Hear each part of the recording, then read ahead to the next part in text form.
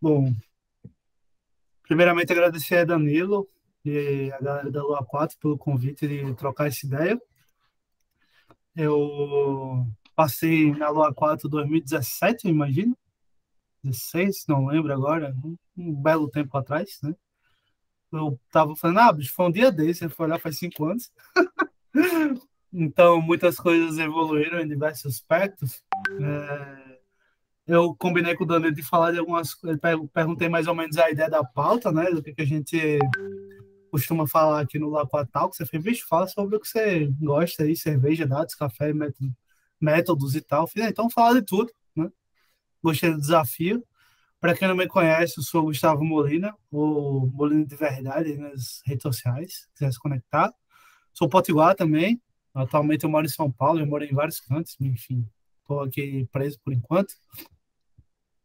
Tenho dois cachorrinhos, o Stout e a Madalena, e sou apaixonado pela minha companheira, que é a Tainara. Mora juntos aqui há um tempo. Eu sou sommelier de cervejas artesanais, dado o nome do meu cachorro. Minha formação é de engenharia química de processos. Dou aula numa escola de Customer Success, chamada CS Academy. Já estou no meu segundo ano lá de ministrando disciplina de dados. Fundei a minha própria marca, que é a Molina de Verdade, que vocês estão conhecendo agora, provavelmente, que é essa que tem aqui embaixo, né? Que trabalho com mentorias, consultorias, assessoria jurídica, assessoria de tomada de decisão em cima de orçamentação, crescimento de time, estruturação, e também como conselheiro executivo de algumas empresas. Dos trabalhos formais, eu sou Tribe Leader hoje na First, que é uma empresa de educação, uma EdTech. Estou liderando lá um time com 10 pessoas hoje, para a gente ajudar os líderes das organizações a cada vez mais se desenvolverem. Então, mais de 10 mil horas de projetos em Customer Success usando dados traqueados, já que eu consegui medir. Ajudei a estruturar uma porrada de operação de CS no Brasil, uma porrada de KPI que a gente construiu, e saí na lista também desse ano e do ano passado dos top 100 estrategistas de Customer Success. Para quem não me conhecia, prazer, este sou eu. Fazer alguns alinhamentos básicos, né? Isso que é um toque, pelo menos eu tinha imaginado isso, não tinha nem feito slide, do que falou, mas seria legal, né, para a galera acompanhar. Então, mas a ideia é que a gente vá trocando ideia, então abra o microfone quando quiser, façam perguntas, enfim, interajam. Me preparei aqui para falar até 5h50, 6 estourando. Quer dizer, agora deu um pouquinho uma levantada no tempo, mas eu acho que a gente consegue fazer. Hoje a gente vai falar sobre dados de cerveja, café e método, mas a gente pode falar sobre qualquer outro assunto depois, se vocês quiserem trocar ideia, é só me se conectar comigo aí no meio do mundo. E perguntas, como eu já comentei, vocês podem ir fazendo ao longo da apresentação. Beleza? Vamos começar desbravando os dados. Né? Primeira pergunta, o que é que você enxerga aqui? Ele pode responder. Essa foto significa o quê? O que ela mostra? Uma delícia. Muito bom. É cerveja, né? A gente podia descrever, por exemplo, aquela foto, eu poderia descrever, né, como uma das melhores cervejas que já bebi. A Chimay 5% White, do ano de 2019, é um belo exemplar de cerveja belga. Aí você deve estar se perguntando, pô, legal, mas esse bicho não trabalha com dados, né? O que é que isso tem a ver com dados? Você entender que aquela foto é uma cerveja, isso é um dado. Às vezes a gente fala dados, dados, dados no dia a dia e não sabe nem o que é o dado, né? O dado é tudo aquilo que pode ser um atributo ou uma característica de alguma coisa, né? Nesse exemplo que a gente deu, o dado é que a gente tinha na foto uma cerveja Chimay. Mas também existem outros atributos naquelas fotos, né? E é onde a gente, contextos, né, de linguagem natural, nem sempre a gente consegue trazer informações de maneira estruturada. Já vem evoluindo bastante do ponto de vista tecnológico, tratamento de dados em linguagem natural, enfim, machine learning, as porra. Mas na prática, boa parte das ações e da execução de indicadores a gente faz a partir de dados estruturados, né?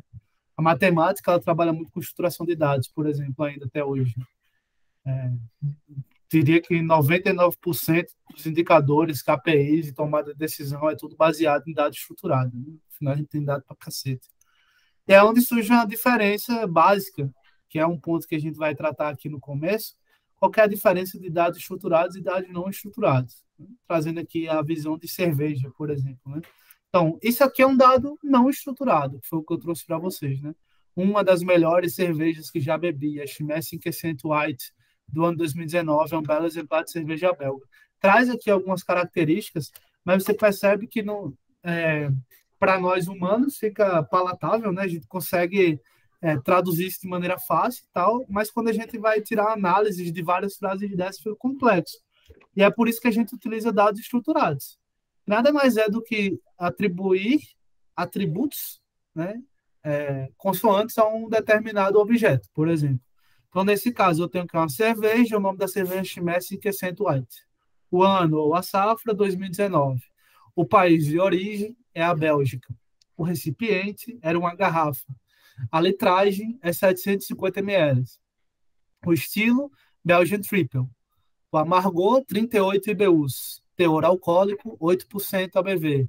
Nota do Untapped, que é um aplicativo que mensura, enfim, nota que o pessoal dá, 3,75. Minha nota, 4,25.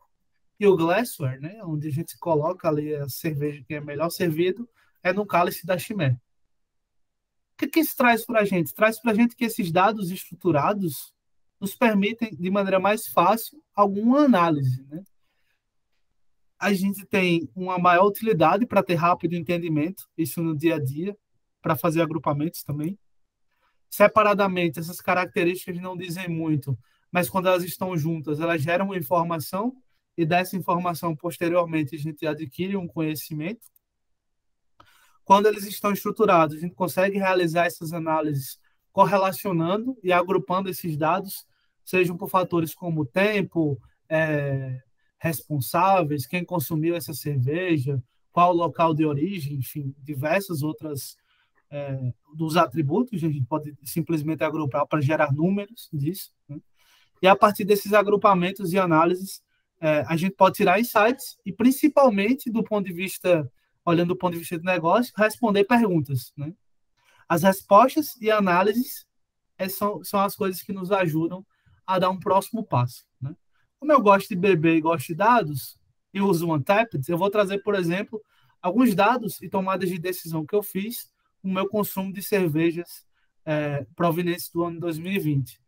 Então, eu provei 472 cervejas únicas no ano de 2020 como um todo, o que dá mais de uma cerveja por dia, fazendo a conta rápida, né? Diferente, né? Então, as que eu mais bebi foi a Cacau IPA, a Exingol em IPA e a Amber Ale. Aqui é o que mais bebi mesmo, foram 6 vezes. Então, você vê que eu evito repetir cerveja, por exemplo. As cervejarias que eu mais consumi, as top 3, né? Foram a Trilha, a Dogma e a Zalaz, sendo a Trilha 51 cervejas, mas eu consegui desbravar 130 cervejarias diferentes, né? Que é um número até que razoável. Estilos, eu provei 92 estilos de 215 do mundo, né, globalizado, que tem essa disponibilidade, mas o estilo que eu mais bebi no ano 2020 foi American IPA, que é um estilo amargo bem presente, traços frutados, enfim.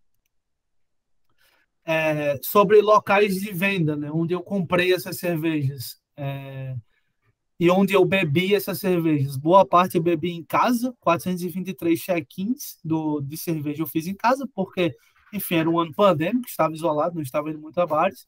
Mas a segunda maior venda que eu consumi foi na Amba, né? E comprei em 15 lugares diferentes, né? Sendo a Amba o primeiro, o Beer Nets Club o segundo e Beer Break o terceiro. E esse aplicativo que eu utilizo, ele proporciona a cada nível de consumo, a cada grupo de cerveja que você vai bebendo, você ganha badges, né? Uma gamificação. Então, eu ganhei 900 badges só em 2020, a partir dessa cerveja que eu tomei, né? E aí, quais foram os aprendizados, e, portanto, que eu tirei para 2021? Primeiro é que eu precisava desbravar novos estilos, fora os estilos americanos, né? Estava muito na American IPA, New England IPA, etc. E tem lá a escola inglesa, a escola alemã, a escola belga, né? Respectivamente, com com contextos para trazer, né, nessa proporção de tomar esse tipo de cerveja. Apesar de conhecer 15 lugares diferentes, eu posso desbravar pelo menos 2 lugares por mês novos em 2021. Isso vai me chegar em novos patamares de conhecer cantos e tal, e contar histórias, né? Eu ainda tenho mais de 130 estilos para desbravar em 2021, dado o que eu bebi versus o que tinha ali para beber do mundo. E eu posso criar parcerias e realizar compras maiores, barganhando desconto, visto que tem algumas empresas, né, algumas vendas, que eu costumo consumir com frequência. Legal, bacana mesmo, mas o que é que isso tem a ver com a minha operação de CS? Né? Eu entendi o que é um dado, a diferença de um dado estruturado e não estruturado, que tem como a gente organizar esses dados para tirar insights, gerar informação e gerar conhecimento na sequência. E dessas perguntas que eu quero fazer, eu tomo ações e dentro de um contexto de negócio. Né? Falei CS, mas de um contexto de negócio como um todo. Geralmente, as operações mais incipientes, né, tipo startups ou operações de CS pequenas, né, atendimento, enfim, guarda muitos dados não estruturados como conhecimento de cada um dos agentes, né, ou cada uma das pessoas, ou cada um dos vendedores, ou cada um dos CS, como é o caso que eu mais consigo conviver. E aí a gente tem dificuldade em responder algumas perguntas, por exemplo, quais são os segmentos dos nossos clientes? No caso, vocês é tudo automóvel, né, mas se a gente olhar seminovos versus concessionárias, qual é a proporção, ou loja que vende trator, enfim, tratando isso como um segmento diferente, né? Qual que é o porte, geralmente, desses clientes? Quantos funcionários ele tem, quanto que ele fatura, enfim, que a gente pode custorizar, por exemplo, ou fazer um go-to-market mais assertivo. Quais endereços e contatos dos nossos clientes? Se eu precisar fazer uma ação de mandar algum brinde ou alguma coisa física, eu tenho essas informações, ou para fazer disparos de e-mail e etc. Né? Qual o canal de contato que eu forneço que é favorito do meu cliente? Ele prefere que eu fale por WhatsApp, que eu fale por e-mail, que eu ligue? Qual que é o melhor método para cada cliente, por exemplo, para a gente entender onde investir se fosse em canal? Qual que é a data de cadastro desse cliente, para saber há quanto tempo ele está comigo, por exemplo? Né? Qual que é o status dos meus clientes? Então, todo mundo está ativo? Tem alguém inadimplente? Tem alguém suspenso? Alguém cancelou? Quando cancelou? Quantos funcionários eu já falei? Qual que é a data de origem? Quando esse cliente começou? Começou esse ano, ano passado? Qual o grau de maturidade que esse cliente tem?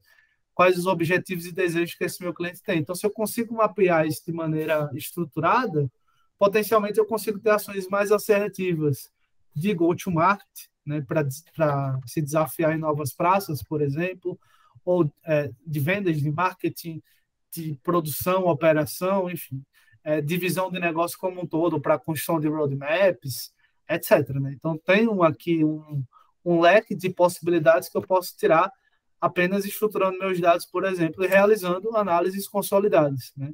Essas análises consolidadas permitem ser agrupadas, né, esses dados estruturados de alguma forma. Isso dentro de um contexto de negócio.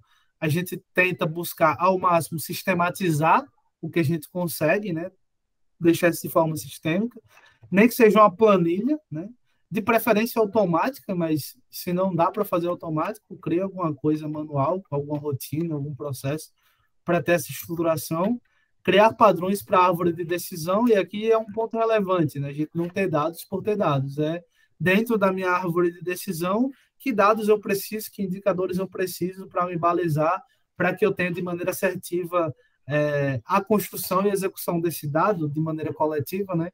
Para que no final do dia a gente consiga ter esse lock-in, né? Ter o comprometimento, seja da galera que está trabalhando, seja de quem está tomando a decisão no dia a dia. Né? Senão vira só um dado avulso, se ele não é utilizado. Né? Atuar com o time para manter a qualidade dos dados, né? Primeiro passo é ter o registro, depois que a gente tem o registro fica cagado, mas a gente vai ajustando para reduzir o nível de defeito nos dados, digamos assim. E principalmente, que eu já tinha reforçado isso ali dentro da árvore de decisão, mas tomar decisões baseadas em dados de maneira constante e deliberada. E para que isso aconteça de maneira plena, existem alguns rituais que a gente pode fazer com gestão de dados.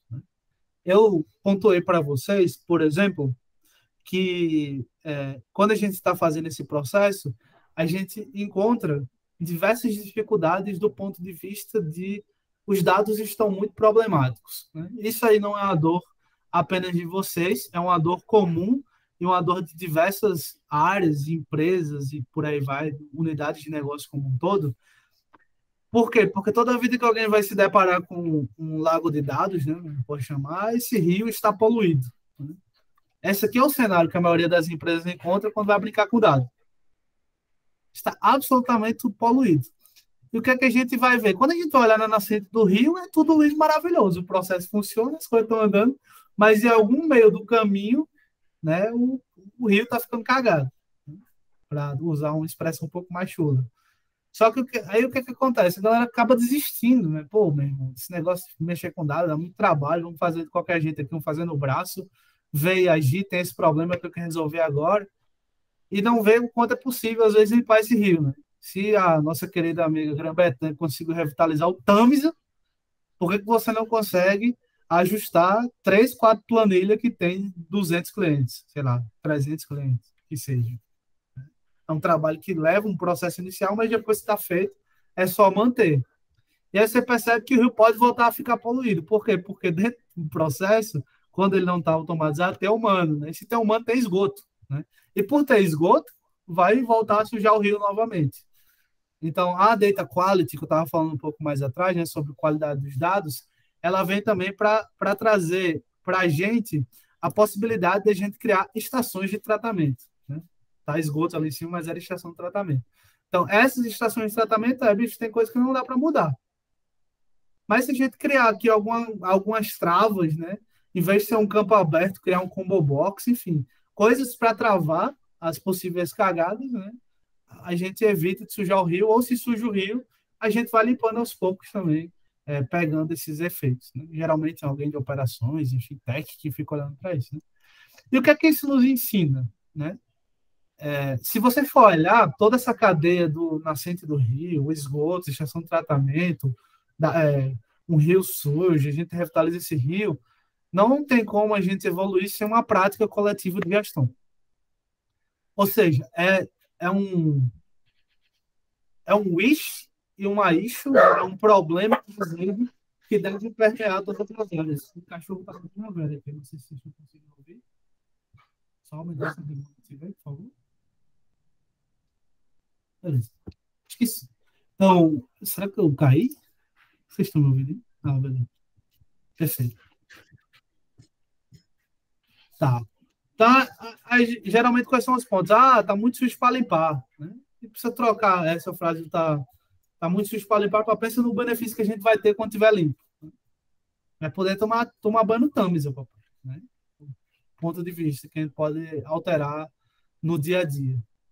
Após limpar esses dados, né, criar essas estações de tratamento, como eu já tenho trazido, certo? Evitar os campos de texto aberto, obrigar preenchimento de campos com um tipo de seleção, em tudo que for estratégico, principalmente para análise, né? Se eu vou criar alguma coisa que vou ter na minha matriz de decisão, na minha árvore de decisão, ou se eu tomo decisões baseadas em alguns dados específicos, constante e deliberadamente, que foi o que eu falei um pouco mais atrás, isso tem que estar bonito, né? Tem que estar minimamente viável para a gente conseguir botar para frente.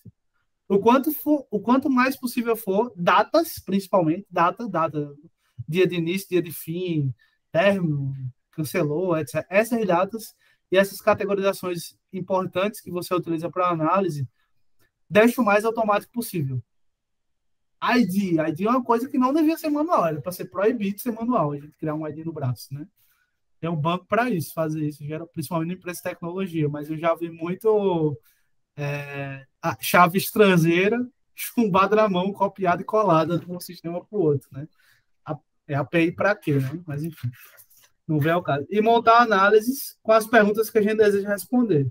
Como é uma prática coletiva de gestão, a, a, tanto quem está como analista na ponta, como a gestão que está no dia a dia, se não tiver o comprometimento de tomar decisões a partir dos dados, continua constantemente com problemas nos dados.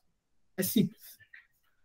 Por quê? Porque a gente só tem uma mudança de hábito, geralmente, quando aquilo nos traz algum benefício, alguma redução de dor, ou automatiza ou melhora alguma das nossas atividades. E quem está à frente de negócios sabe que é das coisas que mais consomem a nossa paciência é tomar decisão. Principalmente quando a gente precisa ouvir 18 pessoas diferentes. Puta tempo desperdiçado se a gente tivesse uma informação consolidada, inclusive, de fato, a democratizar o acesso a essa informação, para que as pessoas que estejam operando na ponta consigam tomar decisões dentro das suas atribuições, obviamente, que entregam um maior sucesso para o cliente, baseado naquilo que ele mesmo gera, ele ou ela gera de informação. O time ajuda o time, é um outro ponto importante, né? O trabalho de manter os dados limpos não é um trabalho fácil. Exige muito esforço. E aí, quem puxa essa pauta precisa compartilhar os resultados desse esforço. Quem não compartilha geralmente não ganha o commitment, o comprometimento de todo o time para fazer isso acontecer. Envolver sempre que possível alguns analistas na decisão estratégica a partir dos dados, para que eles entendam a importância do registro estruturado e completo. Então, se eu vou tomar alguma decisão que envolve a vida do estagiário, do analista, coisa do tipo, depende de um dado que ele formou, pega esse dado, cria uma análise de alguma forma, faz, fulano, tem essa análise aqui que eu montei a partir dos seus dados, que decisão a gente toma? Inclusive quando tiver cagado, principalmente, né? Tá aqui, como é que a gente toma decisão com esses dados, que é um pouco didático, né? Serve para voltar e retroalimentar a estrutura de dados, por exemplo. E criar dinâmicas de acompanhamento, né? Hits semanais, hits mensais, né? Quem tem time, como é que a gente, dentro do nosso time de desenvolvimento, do time de Customer Success, atendimento, do time financeiro, do time de vendas, a gente consegue semanalmente acompanhar se os nossos dados estão indo bem ou mal, por exemplo. E não só dados do ponto de vista da qualidade dos dados, né? Mas também do ponto de vista das nossas tomadas de decisão mediante esses dados, né? E mensais com a empresa inteira para que todo mundo tenha visibilidade de todas as áreas e saibam, de repente, sistematicamente onde encontrar esses dados, né? Porque geralmente precisa durante a semana, uma vez no mês, para fazer algum outro balanço de uma coisa que estão intercaladas entre processos, e você vai lá e consome aquela informação sem precisar encher o saco de ninguém. Né? Entendeu o telefone aqui?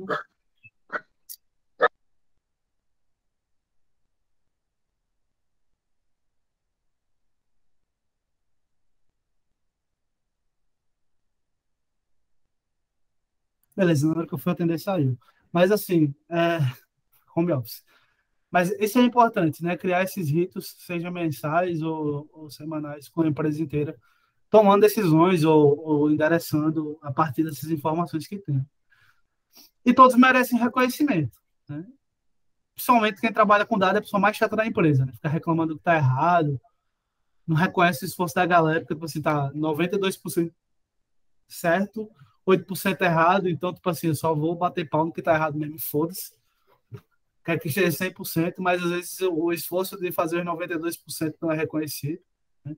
É importante também, quem gerencia essa frente, buscar dar feedbacks quando houverem melhorias, né? A pessoa conseguir evoluir, pô, dê um feedback, a pessoa evoluiu, pô, parabéns aí a nós, estou tomando a decisão agora baseada no seu dado, parabéns. Continue registrando direito. Isso dá uma empolgação. Quando apresentar dados de outras áreas, seja numa reunião executiva, reunião com cliente, enfim, demonstre que isso é possível porque aquele time A, o time B, o time X, por meio de um registro completo e estruturado, viabiliza aquela análise que você está fazendo naquele momento.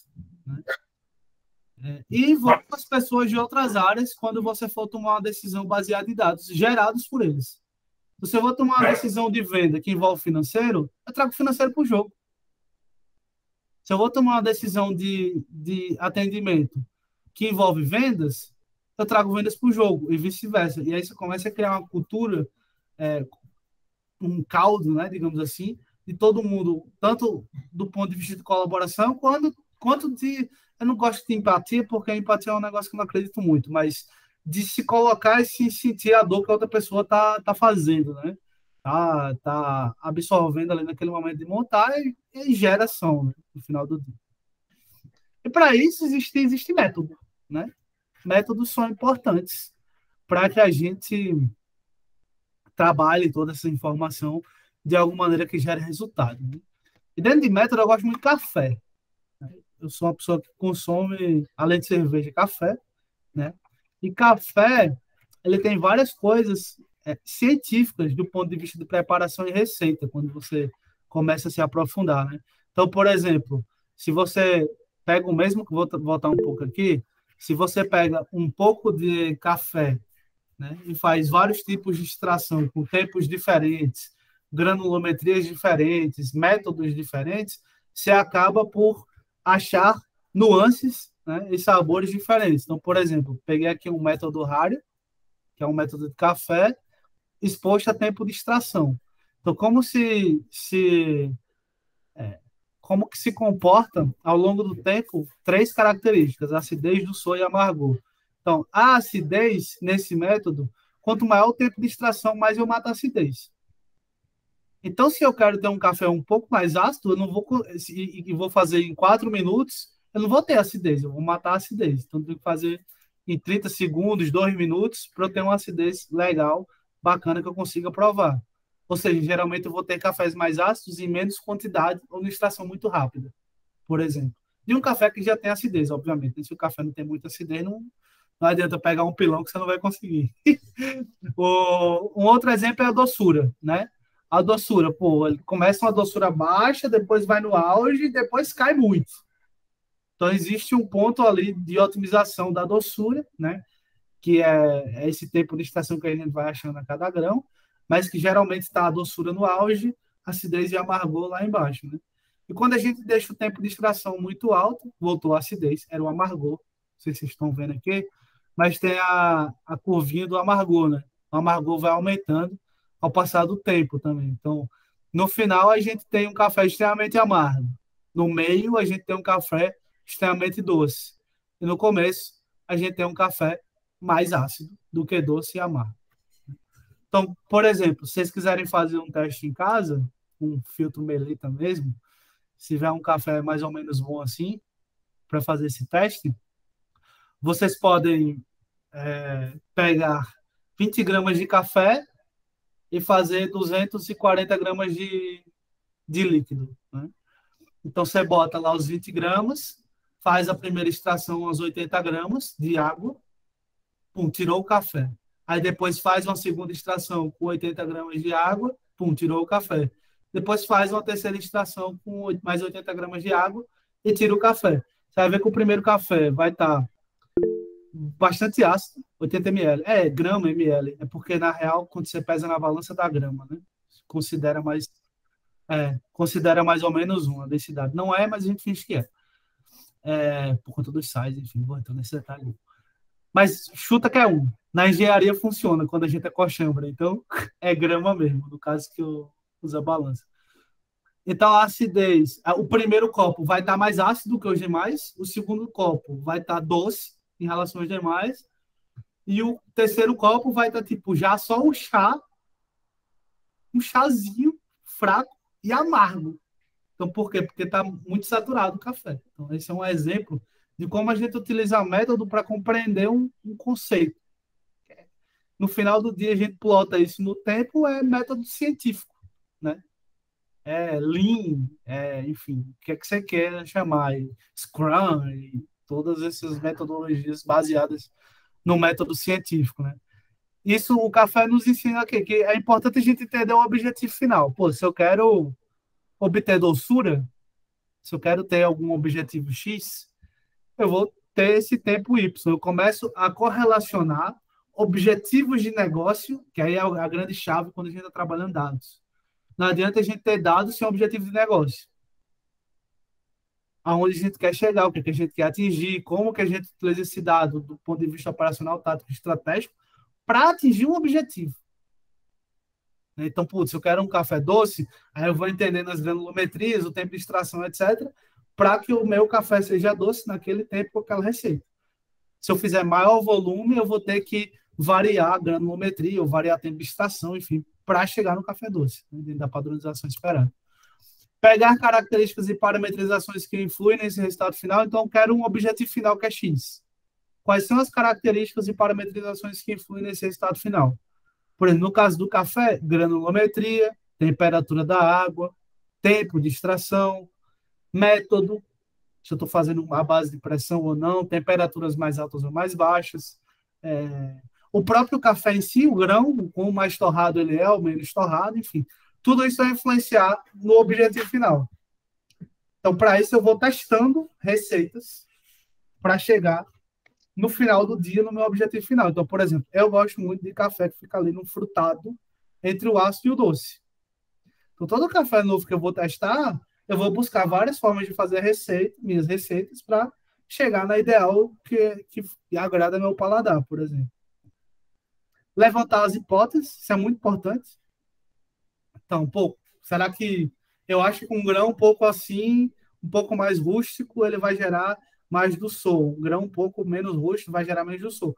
Como é que eu sei? Meu, eu vou quebrar em dois e testar os dois com tempo de extração. Vou medir e aí eu vou saber. Depois, na análise sensorial, se ficou bom ou se ficou ruim. Né? E testar levantando dados. Que é o ponto. Na hora que você testa, vai anotando. Puta, tanto tempo, tanta coisa, tive essa análise sensorial. Tanto tempo, tanta coisa, tive essa outra análise sensorial.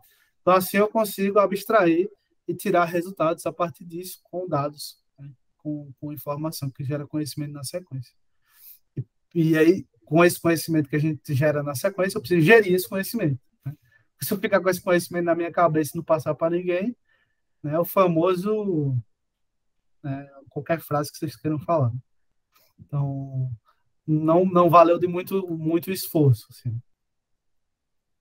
E aí, olhando para dados de ciência, né, a gente está olhando para método café, método de ciência, existem diversas metodologias modernas aí que, se você pegar na raiz de todas, elas emulam a mesma coisa que o método científico faz, metodologia científica do trabalho. Então, você tem, no método científico, um objetivo de estudo. Tá, eu vou estudar se a população da zona sul do Rio de Janeiro, que tem um patrimônio acima de 5 bilhões, se importa ou não em usar roupa de marca. Pronto, é um objeto do estudo. Se é relevante ou não é relevante, não importa. É um objetivo da antropologia, estudar esse tipo de coisa, por exemplo. Aí o que ela faz? Pesquisa sua literatura para ver se alguém já fez alguma coisa naquilo. Né? Ninguém vai ficar moscando e construindo a roda do zero, se tem alguma coisa já feita. Né? Depois disso, formula hipóteses. A hipótese é que se eles estiverem um grupo, se essas pessoas estiverem num grupo de pobres emergentes, né? Pessoas que chegaram na riqueza agora, provavelmente vai se importar. Se são old money, né, que é um conceito, provavelmente não vai se importar. Aí vai testar na rua, né? Testa essas hipóteses com questionamento, vendo, observação, enfim. Disso, você compila esses resultados, por isso que essas hipóteses precisam estar estruturadas. Se não tiver estruturação, você não consegue compilar os resultados depois. No caso da ciência, publica-se, né? Artigos, etc. No caso da empresa, gere-se esse conhecimento, para que ele não se perca. E aí, busca-se novas evidências, traça-se um novo objeto de estudo, e aí segue o fluxo infinito. Você pega ali startup, hipótese, testa, valida produto, XPTO, volta, resulta, de novo, teste, Scrum, mesma coisa. Então, basicamente é um método científico. Né? E aí, trazendo isso para o contexto empresarial, o que, é que a gente precisa? O objetivo é importante nesse método, dentro de um conceito empresarial. Né? Testar se, por exemplo, uma ação via e-mail surte um efeito de engajamento prático no módulo de gestão de financeira após o meu onboarding. Esse é um objetivo que a gente tem. Quero fazer esse teste. Né? Qual que é o benchmark? Onde que alguém no mundo já utilizou trilhas de e-mail para engajar clientes com módulos financeiros? Certeza que alguém já fez isso em algum lugar. Certeza que vai ter algum vídeo X no YouTube. Se não, você conhece alguém que é amigo de não sei quem, que fez não sei o que lá, numa empresa Y, e você marca uma agenda com esse bicho e pergunta como ele fez, se deu resultado ou não. Chama benchmark, isso no mercado, mas enfim. Pesquisar literatura no final do dia. Formula a hipótese. A hipótese é clientes que utilizarem essa gestão financeira vão fazer melhor uso dos relatórios personalizados, por exemplo. Né? O objeto é que, a partir do momento em que eles recebem esse contato, passem a usar mais. Mas a hipótese é que se eles passarem a usar mais, vão ter um melhor uso dos resultados personalizados. Teste, né? Separa, por exemplo, uma base de 10% dos clientes em duas trilhas diferentes para ver qual trilha gera o maior engajamento no uso da gestão financeira. A trilha 1 gerou mais engajamento, que foi a trilha que a gente falou de benefícios, mostramos um case, fizemos um webinar, e aí, como ação, a gente replica a trilha 1 para 90% das bases ativas, por exemplo. E aí, é isso. A gente utiliza, no caso, a metodologia científica, fiz aqui um paralelo com o café, a partir dos dados, que eu fiz um paralelo com a cerveja, para que dentro da nossa matriz de tomada de decisão e do conhecimento adquirido, a gente possa constantemente estar evoluindo para fazer cada vez mais entregas de valores, seja para o cliente, seja para a operação em si, seja para a eficiência operacional e lucratividade da empresa, por exemplo. Beleza? Deixa uns 20 minutos, mas no caso é 15 agora. Se vocês quiserem fazer alguma pergunta ou coisa do gênero, estou aí. Para de apresentar aqui. Primeiro que fala de cerveja, né? Segundo café.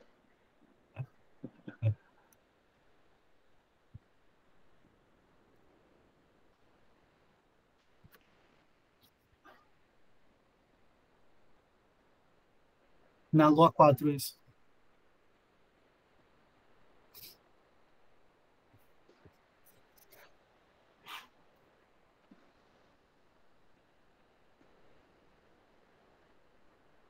Você estava falando de churn hoje.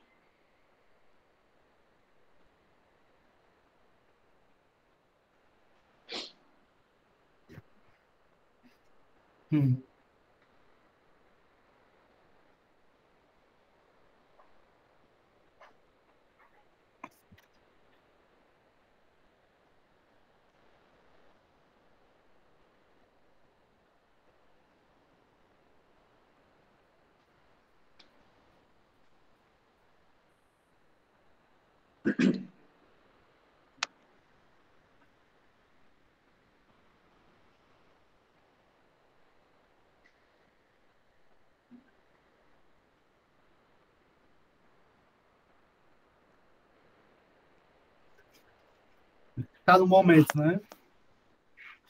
Casou bem, né?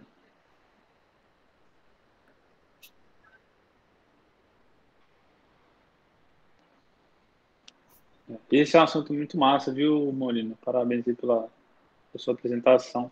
E é um negócio que eu vejo que falta muito em todo lugar que a gente vai. Falta. Tem muito. Eu acho que vai ficar melhor assim. É por causa, tipo assim, não tem um porquê, sabe? Outro dia eu estava numa discussão sobre. Estavam fazendo uma tela lá, e aí estavam falando sobre o responsivo, né? O mobile, porque era muita tabela, muita coisa, e o responsivo tinha que ser bem menos coisa. E aí a discussão era, eu acho que é melhor, não sei o que. Eu falei, bicho, por que vocês ficam no eu acho? Por que vocês não têm dado de quantas pessoas acessam desktop e quantas pessoas acessam mobile? Pô, 1% acessa mobile, você não vai perder 80% do seu tempo em mobile, você vai perder no outro negócio. O que a galera mais usa no mobile ou no desktop? Usa tal coisa. Então foca nessa ficha que fica muito boa no mobile. E o resto você deixa em segundo plano. Tipo, falta dado para as pessoas tomarem decisão mesmo, para analisar. A pessoa fica só, eu acho, tipo, não testa, não cria hipótese, não valida, não faz nada, velho. Dá um nervoso às vezes, Por isso assim, que eu não gosto de porque PO. a coisa é tão básica. Gosta de quê? De PO. Production. Pois é. Porque a galera é muito baseada em roadmap e pau na máquina e vamos ter que fazer e começa. E assim, eu gravei um podcast esses dias, que eu mando para tu, Diogo, que era sobre. Tava falando sobre carreiras em dados, né? A menina estava lá entrevistando, o nome dela é Roberta, ela perguntou, Molina, qual que é o maior desafio, maior dificuldade, ou qual é o rolê que é mais importante com quem trabalha em dados? É ser criativo, XPTO e tal, ou é mesmo a mineração, o trabalho de estruturação? Eu fiz nenhum dos dois. A importância da entidade é ter objetivo de negócio. Porque senão você cai numa lombra que vai ser o dia todo fazendo maconha ao redor de um tema, e aí depois você bota uma energia enorme para estruturar um monte de coisa. E aí, tipo, depois você viu, você passou um quarto, fez porra nenhuma. ou fez e virou um Sim. elefante branco. Meu, eu tô acostumado demais. Tá Você me gravando lembrou de isso, outra coisa. Na empresa que eu trabalhava antes, ó, parágrafo, a viu, Danilo? Para eu começar a fazer as fofocas aqui.